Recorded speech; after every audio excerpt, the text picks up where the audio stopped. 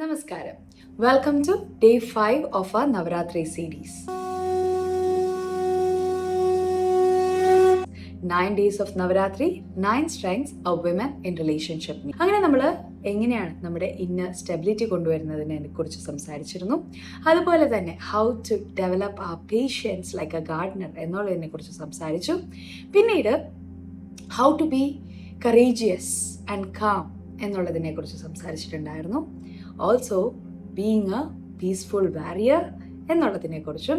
And finally we spoke about how we can spread joy and develop that inner glow in our relationship എന്നുള്ളതിനെ കുറിച്ച് സംസാരിച്ചിരുന്നു.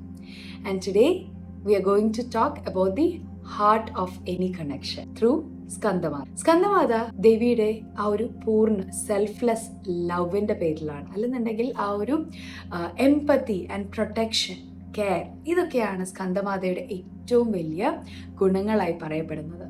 ഒന്ന് ആലോചിച്ച് നോക്കിയേ, you are putting in all effort, you are loving your partner immensely എന്നൊക്കെ നമുക്ക് പറയാം. പക്ഷെ എന്നാലും തിരിച്ച് നമ്മൾ കേൾക്കുന്നത് I'm not feeling loved എന്നുള്ളതാണോ?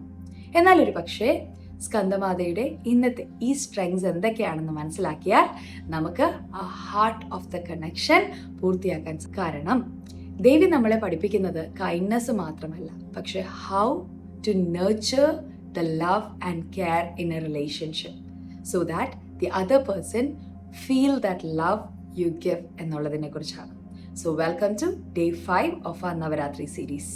So നമ്മൾ നേരത്തെ പറഞ്ഞതുപോലെ തന്നെ സ്കന്ദമാതയുടെ ഏറ്റവും വലിയ പ്രത്യേകത എന്ന് പറയുന്നത് ആ സെൽഫ്ലെസ് ലവ് ആണ്. പക്ഷേ ഇറ്റ്സ് നോട്ട് ജസ്റ്റ് ലൈക്ക് എനിക്ക് തോന്നുന്ന പോലെ കൊടുക്കുക എന്നുള്ളതിൻ്റെ അല്ല, നേരെ മറിച്ച് എങ്ങനെയാണോ മറ്റേ വ്യക്തിക്ക് വേണ്ടത് അതിനനുസരിച്ച് ആ ഒരു നർച്ചറിങ് ആൻഡ് കെയറിങ് കൊടുക്കുക എന്നുള്ളതാണ് ദേവിയുടെ ഏറ്റവും വലിയ സ്ട്രെങ്ത് എന്ന് പറയുന്നത്. സൈക്കോളജിക്കലി നമ്മൾ നോക്കുകയാണെങ്കിൽ love is never a noun, it is a verb, it is to express. നമ്മൾ എക്സ്പ്രസ് ചെയ്യുന്നുണ്ട് ലവ്, പക്ഷേ if it is not expressed in the way that your partner needs it or requires it, അപ്പോൾ പിന്നെ നമ്മൾ express ചെയ്യുന്നതിൽ കാര്യമുണ്ടോ? ഇല്ല, അല്ലേ? അപ്പോൾ ഡോക്ടർ ഗ്രേ ചാപ്മാൻ പറയുന്നത് there are 5 types of love language. The first one being word of affirmation, appreciate ചെയ്യുക, അവരെ അക്സെപ്റ്റ് ചെയ്യുന്ന തരത്തിലുള്ള വാക്കുകൾ പറയുക. പിന്നീട് റിസീവിങ് ഗിഫ്റ്റ്. ചിലരെ സംബന്ധിച്ച് ഗിഫ്റ്റ് റിസീവ് ചെയ്യുന്നതായിരിക്കും ഏറ്റവും സന്തോഷം നൽകുന്നത്. പ്രത്യേകിച്ച് ഒന്നും വേണ്ട, അവർക്ക് ഇഷ്ടപ്പെട്ട ഒരു സ്നാക്ക് ആയിരിക്കാം, അല്ലെങ്കിൽ ഒരു തോട്ട്ഫുൾ ബുക്ക് ആയിരിക്കാം, എന്നുമായിക്കോട്ടെ. Even if it is small, if you give something they will be happy. ചിലർക്ക് ഫിസിക്കൽ ടച്ച് ആയിരിക്കും, കൈയൊക്കെ കോർത്തിരിക്കുക, അല്ലെങ്കിൽ ഒരു ഹെഡ് മസാജ് കൊടുക്കുക. ഇതൊക്കെ അവരെ ഒത്തിരിയേറെ സന്തോഷിപ്പിക്കുന്ന കാര്യമായിരിക്കാം. ഇതുമല്ലെങ്കിലോ വേറെന്തൊക്കെയായിരിക്കാം 2 കാര്യങ്ങൾ? ആക്ട് ഓഫ് സർവീസും ക്വാളിറ്റി ടൈമും. പലപ്പോഴും ഏറ്റവും കൂടുതൽ ആൾക്കാർക്ക് ഇഷ്ടം ഇത് തന്നെയായിരിക്കും, അല്ലേ? ഈ വന്ന കാലത്ത് ഫോൺ ഒത്തിരി ഉപയോഗിക്കുന്ന സമയത്ത് ഒരു 10-15 മിനിറ്റ് നമ്മൾ ആ ഫോണൊന്ന് മാറ്റി വെച്ച് നമ്മുടെ പാർട്ട്ണറുമായിട്ട് സമയം സ്പെൻഡ് ചെയ്യുകയാണെന്നുണ്ടെങ്കിൽ ദേ will B the most happiest എന്ന് തന്നെ പറയാം. അതേപോലെ തന്നെയാണ് ആക്ട് ഓഫ് സർവീസ്. ഒരു ചെറിയ കാര്യമായിരിക്കാം, ചായ ഇട്ട് കൊടുക്കുന്ന കാര്യമായിരിക്കാം, അതല്ലെന്നുണ്ടെങ്കിൽ ചെയ്യാനുള്ള വർക്കിൽ എന്തെങ്കിലും ഒന്ന് ഹെൽപ്പ് ചെയ്യുന്നതായിരിക്കാം. ഇതൊക്കെ തന്നെ ആയിരിക്കാം അവരെ ഏറ്റവും കൂടുതൽ നർച്ചർ ചെയ്യുന്നത്, അല്ലെങ്കിൽ അവർക്ക് നിങ്ങളുടെ സ്നേഹം മനസ്സിലാക്കുന്ന ആക്ട്സ് എന്ന് പറയുന്നത്. Now, how can we improve the qualities of nurturing and caring in the relationship? Using these 3 tips എന്നുള്ളതാണ് നമ്മൾ ഇനി സംസാരിക്കാൻ പോകുന്നത്.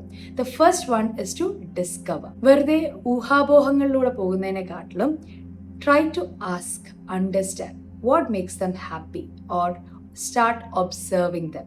എന്ത് നിങ്ങൾ ചെയ്യുമ്പോഴാണ് അവർക്ക് കുറച്ചും കൂടെ കൂടുതൽ സന്തോഷം വരുന്നത്. അപ്പോൾ നിങ്ങൾക്ക് നിങ്ങളുടെ ആക്ട് ഓഫ് ലവ് ആ രീതിയിൽ മാറ്റാൻ സാധിക്കും. 2, consistency is the key. Whatever it is, അതിൽ നമ്മൾ നേരത്തെ പറഞ്ഞ ഏതൊരു കാര്യവും ആയിക്കോട്ടെ, it can be act of service, quality time, അതല്ല physical touch, word of affirmation, whatever it is, make sure you are doing it consistently. ഒരു ദിവസം ചെയ്തു, ഒരു ദിവസം ഞാൻ ചെയ്തല്ലോ, തിരിച്ചൊരു റെസ്പോൺസും ഇല്ല. Be consistent in what you are doing. So slowly and steadily they start understanding what you are trying to express. And the most important, the third point, develop empathetic listening. പലപ്പോഴും ഒന്ന് കേൾക്കുക, എന്താണെന്നുള്ളത് മനസ്സിലാക്കുക. ഒരിക്കലും ഒരു അഡ്വൈസിന് വേണ്ടിയിട്ടോ അല്ലെന്നുണ്ടെങ്കിൽ കൂടുതലായിട്ട് ഇത് ഇത്ര വലിയ പ്രശ്നമാണോ എന്ന് തിരിച്ച് കേൾക്കാനോ ഒന്നുമല്ല നമ്മളോട് ഒരാൾ അവരുടെ വിഷമം പറയുന്നത്. It's just to understand how they feel. And if you are ready to be that empathetic listener in the relationship, for sure the other person will start understanding how much you care for them. അപ്പോൾ ഒന്നും കൂടെ ഞാൻ repeat ചെയ്യട്ടെ. If you want to develop that connection from the heart, you need to discover how to nurture and care the love the way your partner wants it. 2, make it consistent in expressing how you feel that love for them.